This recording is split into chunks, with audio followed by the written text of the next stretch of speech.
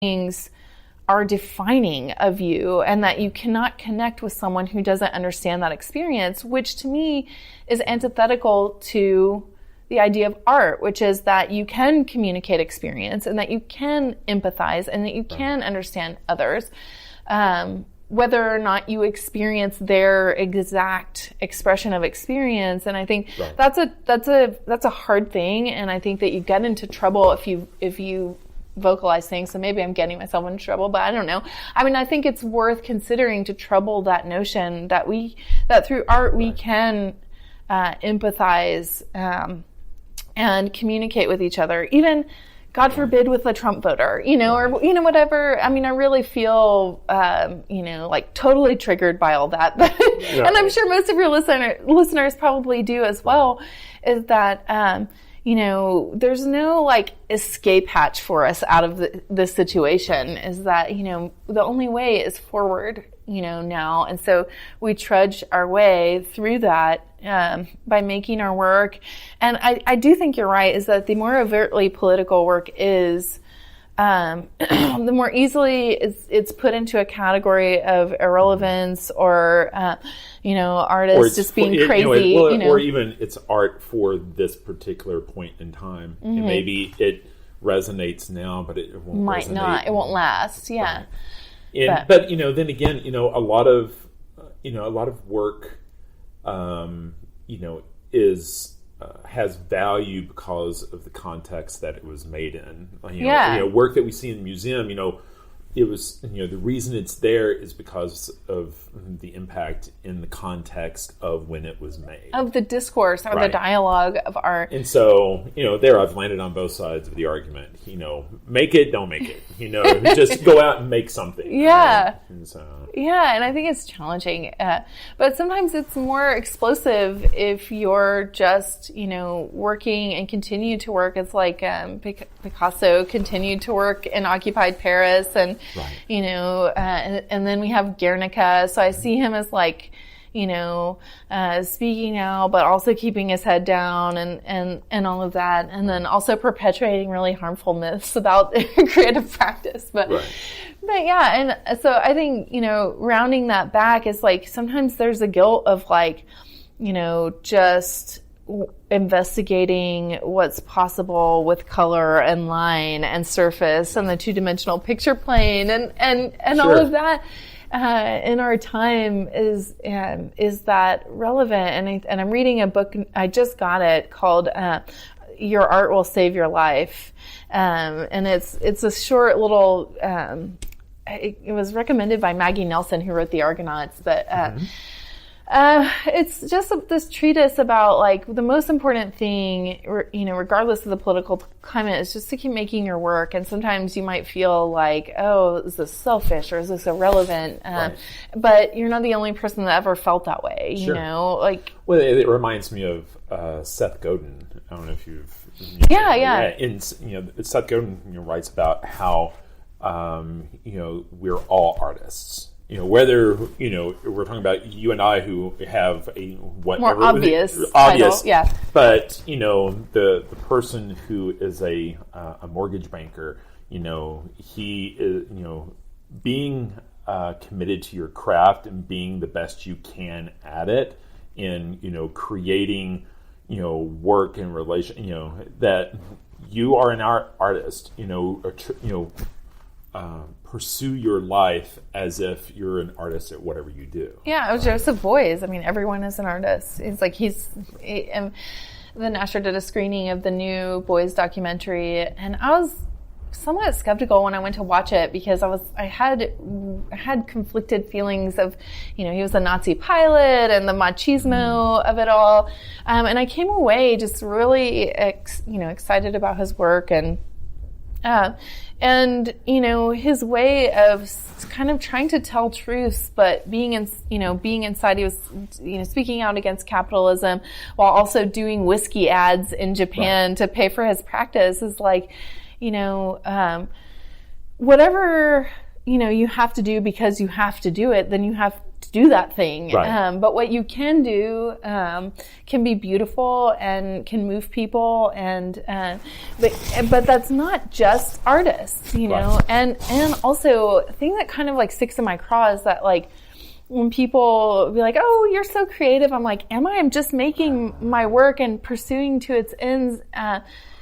Sometimes I feel creative, and sometimes I feel like I'm just doing the work. And I feel like,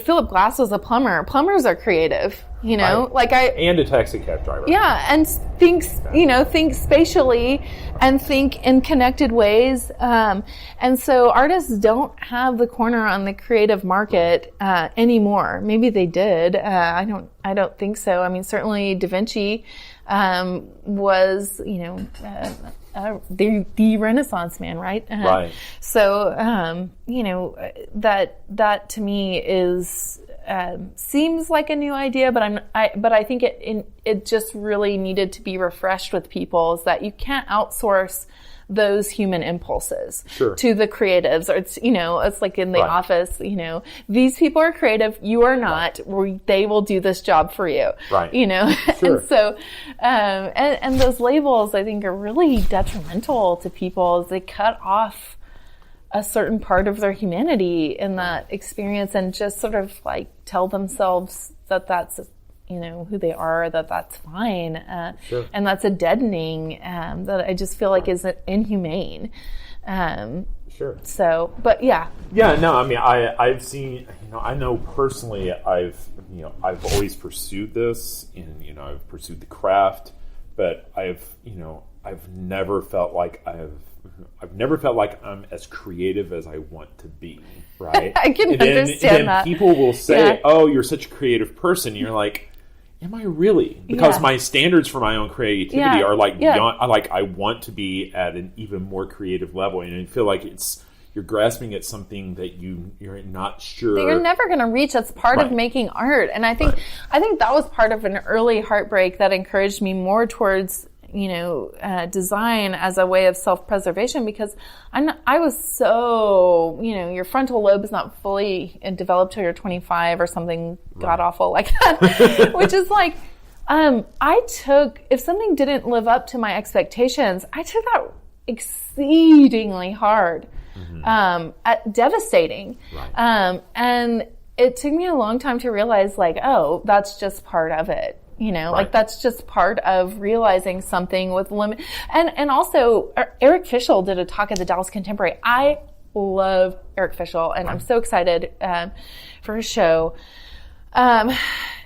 He said, before he goes into a critique, he makes a list of issues he has with the work. And he'll invite someone in, possibly his wife, who's also a painter, but paints very differently than him.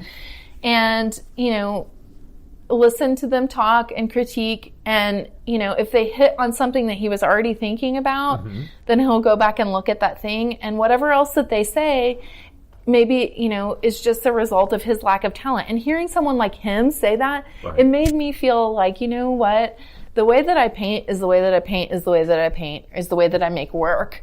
And you can improve your skill sets, and I do think that that's an important thing. But you should never keep waiting until the next piece of equipment, or that you get, to this level to start making work. You can make it better, but start with what you have and do what you do, and accept yourself in that way. And don't let people's, nitpicks or whatever that may be, diminish what you are putting out there. It may not be like going back to the graphite drawing.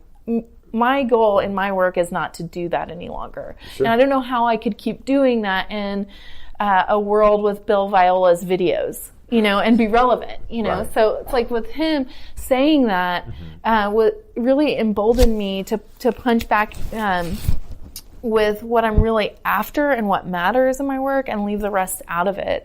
Is just sort of like, everything else people are bringing to that, back to Fischl's comment, it's like, is them trying to put, especially if it's other artists. I've done it. I've caught myself in critiques with other people where I'm trying to fit my model of making art onto their work. And I have to roll it back. it's just trying to see it with fresh eyes, divorced from the way you would do things. It's like, right. And you can say, if I were to do it, this is how I would have approached it, or this is what you might try, given what I know about making my work, and be careful to preface it that way when you give it to them.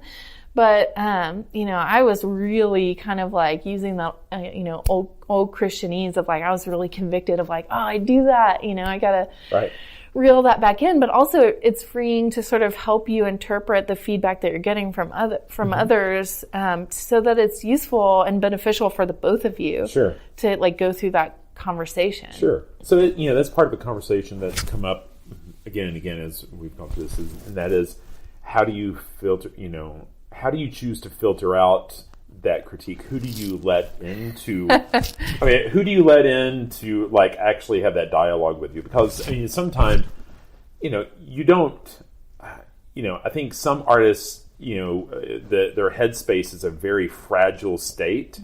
And so if you let the wrong person in and get feedback that is totally off base, it can take you months to get back to where you were actually in a good place to begin with, right? Oh my gosh, that's a really hard one. And I am the worst person to ask that. I'm very, very secretive. I should do more of that. I think it would be healthy for me as an artist to bring more people in and listen to them. But I'm also very stubborn and nervous and fragile. And so like there are a few people, obviously I share a space with Allison Jardine, and I trust her. But we kind of, there's a certain point past which we are both very stubborn people and let each other work and develop as a safe space. And so a lot of times, you're your own worst critic. There's nothing somebody else is going to point out to you that you don't usually already see. So for me, like one of the things that was really freeing when I first started making work was Hugh MacLeod's book, Ignore Everybody. Have you seen this book? No. Oh, it's keep on writing down names of things. I was just like, I feel like half of, actually not even half, like almost everything that I do in my work is gobbling up experience and just like, like I said, my work can be scatological. Sure. I want to be family friendly. No, just kidding. Right. But scatological in a way that's just sort of, like Alice Neal said, every experience is great experience, but if you die, you've gone too far. Right. Like, it's just... And it's funny, like, I remember way back there in my pursuit of art, I thought to myself, I remember thinking, you know what? I want to limit those inputs because I want original thought, and I don't want to be influenced by... You start trying to please people. Right. Like, I don't want to be, I don't want to be copying other people's work. Yeah. But I got to a point where I figured out, I have my own filter. And even if I did see somebody else's work that I appreciated, my variation on what I liked about that is going to be totally different from that person's. It's impossible to copy anymore, yeah. And, it's just, it's just, this process. That's always been part of the academic process. As you go, you make copies of the plaster, you do renderings of the plaster bust, and then you make a copy of a painting and those kinds of things as a learning activity. But even anymore, like, you're, I think it might have, I'm just going to totally butcher it, but Cocteau maybe, who said basically to be original, you only have to try to copy, is that the inevitabilities, actually I think I read about it, David Bates referencing Cocteau is basically saying like, when you try to copy, look for the failings because that is your style. Right. So if you just look for the variations that are, even if you tried to make your truest, most, faithful, high fidelity copy, sure. There will be variances, and that is where your true self or your true style, your hand is apparent on that thing. And so I feel like I really wanted to adapt that to an assignment or something. One of my episodes was with Mary Vernon, who is one of David Bates' professors at She was talking about how a turning point for David was when one of the other professors at SMU exposed him to red groom, and that and you can, with the knowledge of that, you can see where David Bates really is sort of a deviation on that